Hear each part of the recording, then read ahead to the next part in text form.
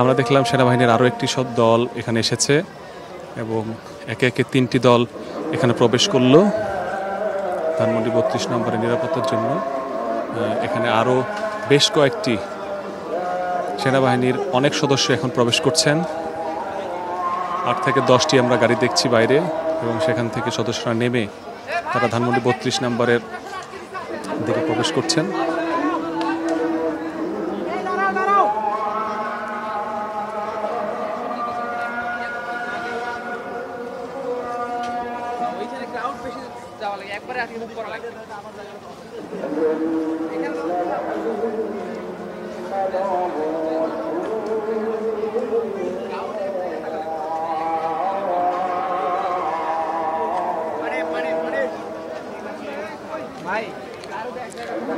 সেনাবাহিনীর আরও কয়েকটি দল একসাথে হয়ে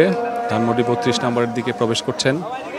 এটি ধানমন্ডি 32 নম্বরের আরেকটি প্রবেশ পথ। সেই প্রবেশ পথে সেই সব সেনাবাহিনীর গাড়িগুলো দাঁড়িয়েছে এবং যেই সদস্যরা ছিল তারা আস্তে আস্তে ধানমন্ডি 32-এর ভেতরে প্রবেশ করছেন এবং বাইরে যারা দাঁড়িয়েছিলেন শিক্ষার্থীদের যারা কর্ডন করে রেখেছিলেন তাদের দিকে এগিয়ে যাচ্ছে এবং ধানমন্ডি 32 নম্বর ঘিরে যেই বুলডোজার দিয়ে ভেঙে ফেলার যে বিষয়টি সেটি যাতে কোনোভাবেই সংগঠিত না হয় সেটির জন্যই তারা আসলে এখানে চেষ্টা করছেন এবং নিরাপত্তার জন্য তারা এখানে প্রবেশ করেছেন। শিক্ষার্থীদের আটকানো হয়েছে সেই জায়গাটিতে তারা যাচ্ছেন এবং সেখানে গিয়ে তারা তাদের যেই কার্যক্রম সেটি তারা করার জন্য চেষ্টা করছেন। যে শিক্ষার্থীরা পুলিশের বাধা অতিক্রম করে প্রবেশ করেছিল তাদের আমরা এখন দেখছি যে তারা ছত্রভঙ্গ হয়ে গেছে, বিভিন্ন জায়গায় ছড়িয়ে ছিটিয়ে চলে গেছে, কিন্তু বুলডোজার সহ যারা অপেক্ষা করছিল তারা কি অবস্থায় আছে আমরা সেখানে একটু দেখতে চাই এবং সেনাবাহিনী যেই টিমটি এসেছে সেই টিমের সাথে সাথে আমরা এখন একটু সামনের দিকে এগিয়ে যাচ্ছি।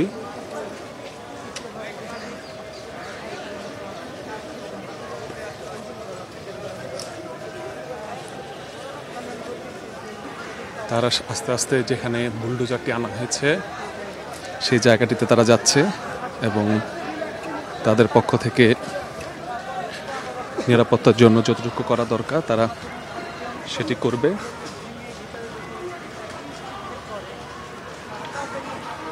এবং আমরা এখন দেখতে পাচ্ছি ঠিক যে জায়গাটিতে